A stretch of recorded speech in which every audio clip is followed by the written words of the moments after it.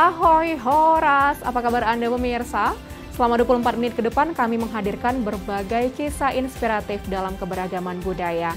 Saya Agnes Nabela, inilah Bingkai Sumatera. Fitri Mayangsari, seorang penjahit asal kota Binjai, berinovasi membuat kreasi unik dan cantik dari kain sisa atau kain perca.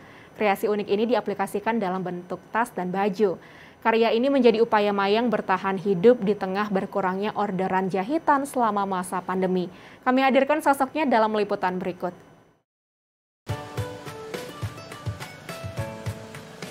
Inilah Fitri Mayangsari, atau yang kerap dipanggil Mayang. Seorang ibu tunggal asal kota Binjai yang memiliki 2 orang anak. Sejak kepergian sang suami 7 tahun silam, ia pun menghidupi keluarganya seorang diri dari upah menjahit. Namun, di tengah pandemi yang melanda dunia saat ini banyak sekali yang terdampak. Begitu juga Mayang. Pesanan jahitan berkurang drastis, apalagi ketika pemerintah menerapkan pemberlakuan pembatasan kegiatan masyarakat atau PPKM. Untuk menyiasati agar bisa terus bertahan hidup dan menambah penghasilan, Mayang pun berinovasi membuat kreasi unik dan cantik dari kain sisa atau kain perca. Kreasi unik ini pun diaplikasikan dalam bentuk tas dan baju. Kenapa saya bergerak lagi di perca? Karena salah satu motivasi di perca ini adalah salah satu akibat pandemi juga sih, gitu kan. Karena di mana pandemi semua UMKM, apalagi yang kami yang di bawah ini, imbasnya sangat besar, terutama saya gitu kan. Nah, dengan adanya saya mengolah kain perca, saya mengurangin sampah, terus saya memaksimalkan kreativitas saya lagi. Mayang membuat tas dan baju dari kain perca di waktu senggang. Untuk mengerjakan sebuah tas dengan motif yang unik dan cantik, dibutuhkan waktu pengerjaan 5 hingga 6 jam. Namun untuk pakaian, dibutuhkan waktu beberapa hari, tergantung bentuk dan model yang diinginkan oleh pemesan. Seperti kali ini, Mayang membuat tas dari kain perca. Pertama, ia memotong sejumlah kain perca dengan berbagai motif menjadi ukuran kecil. Setelah itu dilipat dan dijahit. Kumpulan kain perca yang sudah dijahit ini, ia pergunakan untuk membentuk motif pada tas, yakni motif anyaman. Setelah anyaman disatukan, Mayang membuat pola tas. Kemudian anyaman dan pola dijahit. Nah, tas yang unik dan cantik ini sudah jadi pemirsa. Tas dan baju yang sudah selesai biasanya dipajang di galeri kecil miliknya. Mayang menjajakan hasil jahitannya agar dapat dilihat dan dibeli oleh masyarakat. Ia juga memanfaatkan media sosial untuk memasarkan kreasinya ini. Untuk harga dari tas dan baju, Mayang membandrolnya mulai dari 50.000 hingga ratusan ribu rupiah. Salah satu pelanggan setia yang selalu menempah jahitan dan membeli hasil kreativitasnya ini adalah Kiki Lestari. Ibu berusia 39 tahun ini sangat mengagumi kreasi Mayang. Menurutnya, jahitan dan kreativitas Mayang sangat rapi dan cocok untuk dipergunakan sehari-hari. Tanggapan saya, jahitan dari hasil kreasi Bu Mayang ini tidak banyak di pasaran, Pak. Tidak seperti yang kita jumpai di toko-toko baju. Kita bisa menempah gitu sesuai dengan selera kita gitu. Karena Bu Mayang ini kreativitasnya dia luas gitu. Ada dari bahan kain perca, udah gitu detail jahitannya itu dia lebih rapi. Dan seperti saya bilang tadi, jahitan Bu Mayang ini dia tidak banyak dijumpai di luaran. Dia bisa dibilang limited edition gitu. Setiap baju yang kita tempah dia nggak akan sama dengan yang akan dibuatnya lagi ke depan gitu. Harapan saya kain perca ini bisa menjadi sesuatu yang mahal, walaupun dia dari perca, tapi bisa diakuin mahal karena tingkat kreativitasnya jauh lebih sulit. Kemudian bisa dilirik ke go internasional gitu kan, go export, karena yang dinilai di sini adalah kreativitas, bukan bahan gitu kan. Jadi bisa juga membantu perekonomian saya secara pribadi dan juga membantu perekonomian warga setempat kalau misalnya saya membutuhkan tenaga kerja. Hasil sisa kain ternyata dapat dimanfaatkan menjadi sebuah barang yang unik dan cantik serta memiliki nilai jual. Oleh karenanya, jangan mudah menyerah dengan kondisi saat ini. Ayo bergerak dan manfaatkan apapun yang ada.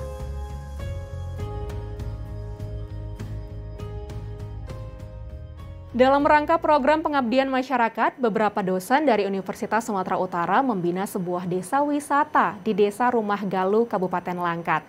Mereka membangun sejumlah fasilitas pendukung, memberikan pelatihan kepada masyarakat setempat dan yang lainnya.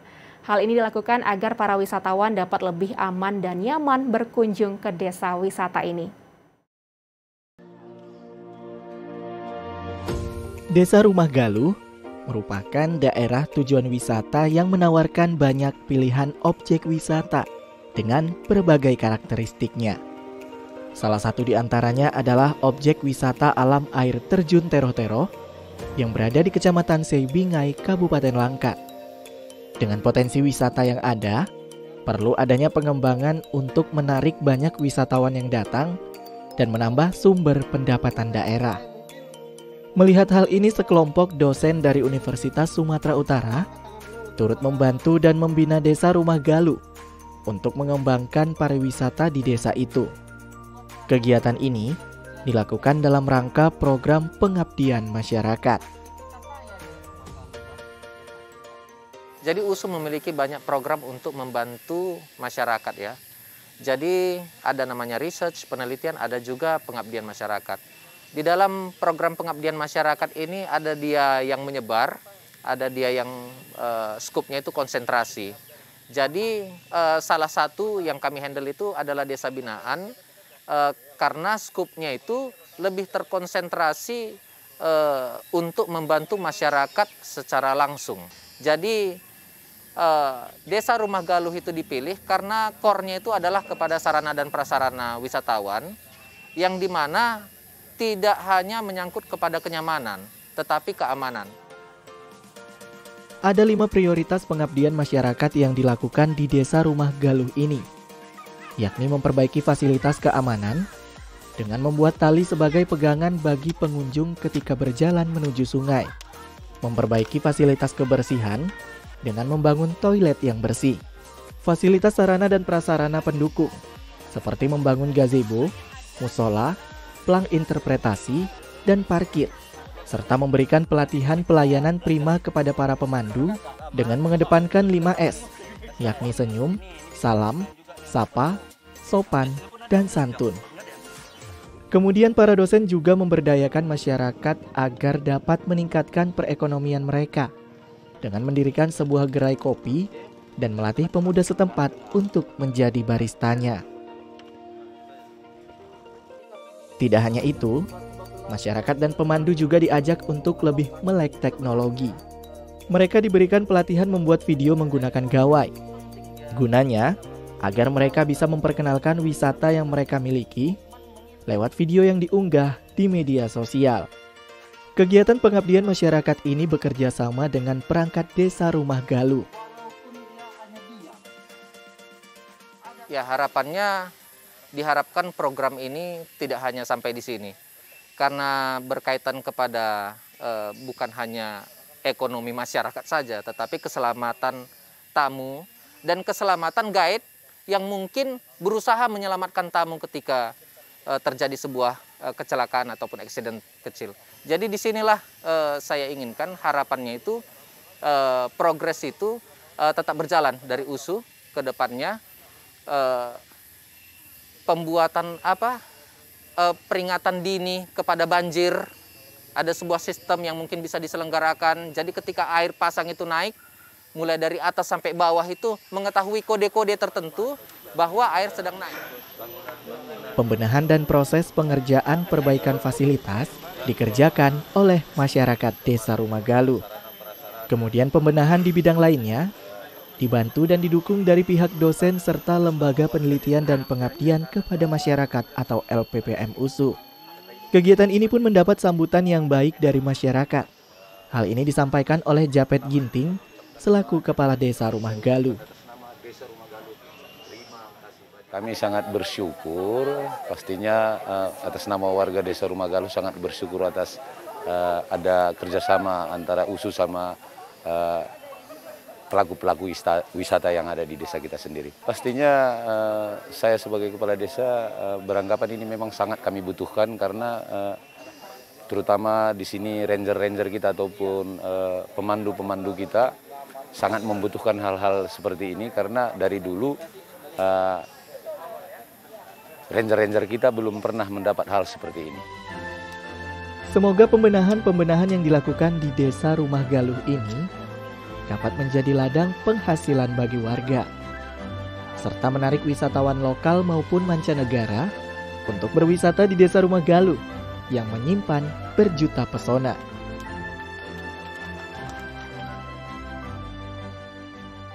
Suku Rejang menjadi suku tertua di Bengkulu. Suku ini memiliki bahasa sendiri dalam bertutur.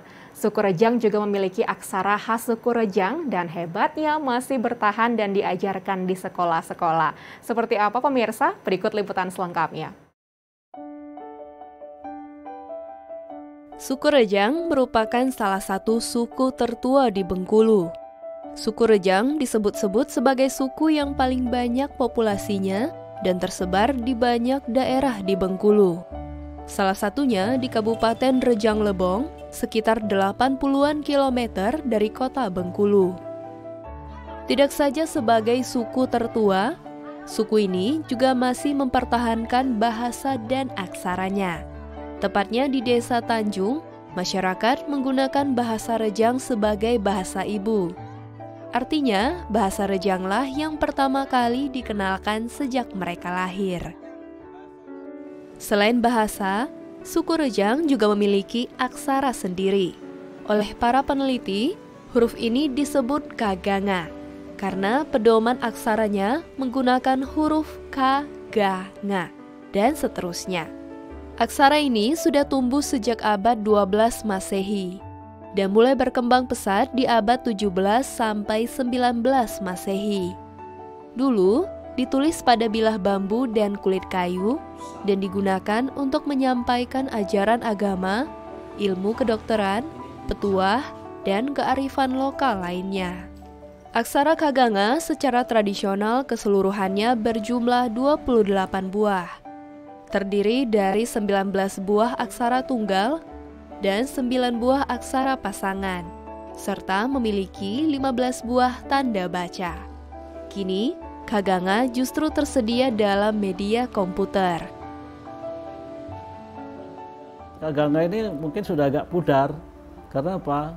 Karena ada kalimat-kalimat bahasa Arab yang nggak bisa diakomodir. Misalnya huruf za, zaitun, fa, faiza. Orang Rejang nggak punya huruf fa. Kemudian dengan berkembangnya budaya tulis Melayu Arab, orang lebih banyak dan penyebarannya lebih banyak dibaca sampai ke Malaka, Melayu Arab itu kan sampai ke Jawa yang berpengaruh. Ya orang nggak terlalu lagi memakai kaganga. Makanya kaganga makin lama makin agak ditinggalkan itu. Padahal dulu termasuk budaya tulis yang cukup menyebar. Upaya pelestarian aksara kaganga juga berlangsung dalam sistem pendidikan masyarakat Rejang. Sekitar tahun 2003, Dinas Pendidikan daerah ini juga memasukkan aksara kaganga dalam pelajaran muatan lokal di sekolah-sekolah. Selain aksaranya yang bertahan, kita juga dapat melihat benda pusaka suku Rejang. Masyarakat suku Rejang di masa lalu banyak memiliki benda-benda pusaka penting. Buktinya bisa kita saksikan di rumah seorang budayawan Rejang, Ahmad Faizir, atau yang juga akrab disapa Is. Ia adalah keturunan Pangeran Mat Ali bergelar Panglimo Garang, salah satu penguasa wilayah Rejang pada masa itu. Benda pusaka yang diwarisinya turun-temurun ini berasal dari abad ke-14, bahkan ada pula yang berasal dari masa prasejarah. Ada 3.600-an koleksi benda pusaka yang ia kumpulkan, mulai dari peralatan sehari-hari, perkakas dapur, perhiasan, bekal kubur, sampai senjata berupa keris. Hampir semua warisan miliknya ini berhubungan dengan masyarakat Rejang di masa lampau. Suku bangsa Rejang banyak menarik perhatian dunia ilmu pengetahuan. Hidup berlandaskan adat dan tradisi adalah dasar tata tertib kehidupan orang-orang Rejang, sehingga banyak nilai yang dapat digali dari suku ini.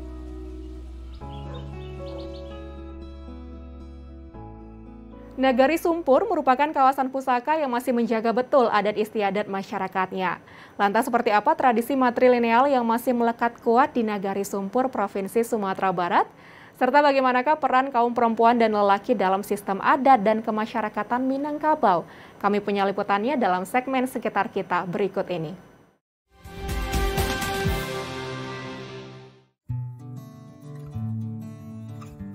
Nagari Sumpur, sebuah nagari indah yang berbalut kemolekan alam dan kearifan budayanya ini berada di Kecamatan Batipuh Selatan, Kabupaten Tanah Datar. Sumpur dikenal juga sebagai nagari yang masih menerapkan secara utuh budaya matrilineal, yaitu suatu sistem adat yang menempatkan perempuan pada kedudukan yang tinggi dan mulia dalam masyarakat. Menjadi sangat menarik ketika tradisi ini dapat berjalan selaras dengan tegaknya syariat Islam di tanah Minangkabau. Tradisi matrilineal yang menempatkan perempuan dalam kedudukan yang tinggi tidak berarti mengesampingkan peran kaum pria. Jika perempuan disebut bundo kanduang, maka lelakinya disebut penghulu atau datuk, yaitu yang berperan sebagai pemimpin bagi kaumnya. Para penghulu dari setiap kaum ini tergabung dalam lembaga adat yang disebut Ninik Mama. Peran dan tanggung jawab mereka yaitu mengurus dan menyelesaikan berbagai persoalan masyarakat di nagari secara adat. Dalam kemasyarakatannya, antara kerja penghulu dengan bundo kanduang itu harus searah. Bundo Kandung harus mundur dengan keputusan-keputusan yang ada yang dilakukan oleh penghulunya tadi. Contohnya kalau dalam pesta, kalau Bundo Kandung pinginnya beralek kayak begini, kata penghulu enggak bisa. Okay. Itu contohnya. Rumah gadang sendiri merupakan simbol dari budaya matrilineal. Rumah yang diwariskan secara turun-temurun dari seorang ibu ke anak perempuannya ini membuat anak laki-laki tidak mendapatkan ruang khusus.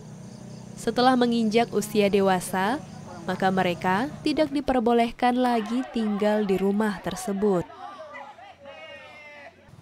Sebagai pewaris pusaka, perempuan digambarkan sebagai limpapeh atau tonggak utama dalam rumah nan gadang.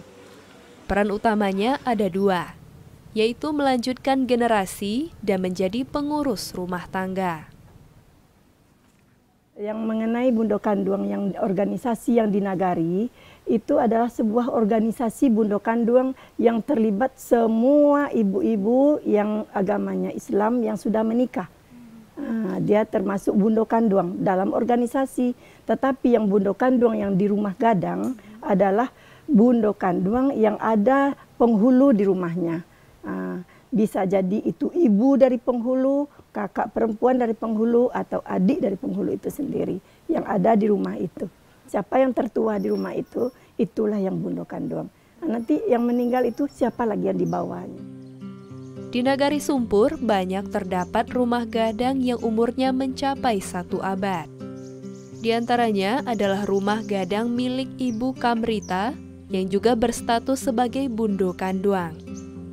Sebagai perempuan yang dituakan, Ibu Kamrita lah yang menjadi penguasa dan pewaris ketujuh dari rumah gadang yang menjadi tempat tinggal bersama ini.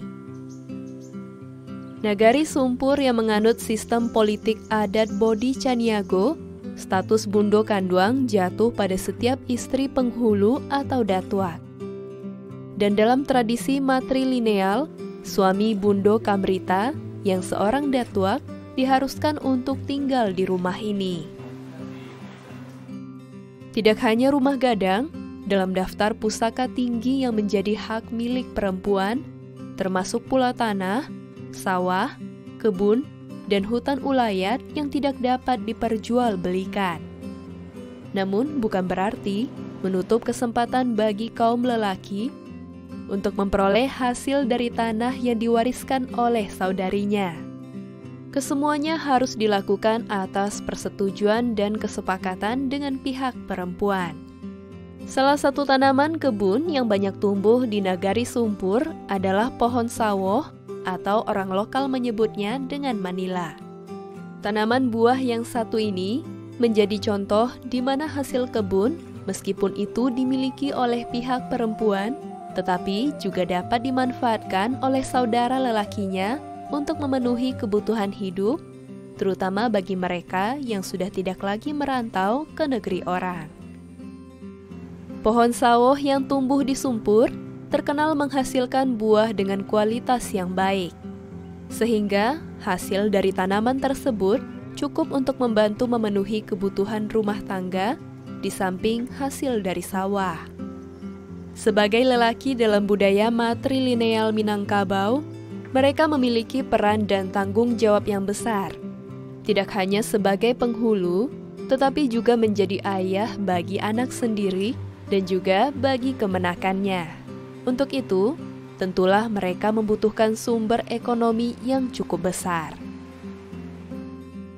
Jika para perempuannya menjadi ahli waris rumah dan itu mengharuskan mereka untuk menetap di kampung, maka hal sebaliknya terjadi pada kaum lelaki.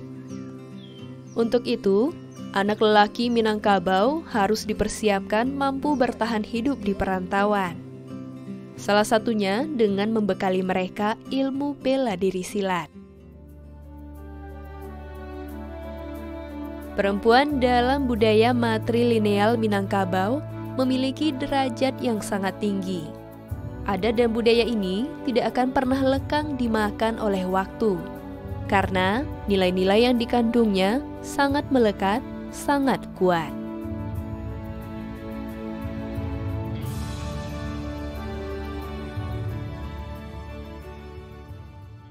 Sekian program Bingkai Sumatera, jaga diri Anda dengan menerapkan protokol kesehatan 5M dimanapun Anda berada. Memakai masker, mencuci tangan pakai sabun dan air mengalir, menjaga jarak, menjauhi kerumunan, serta membatasi mobilitas. Tetap semangat menyebarkan kebaikan, saya Agnes Sinambela pamit, sampai jumpa.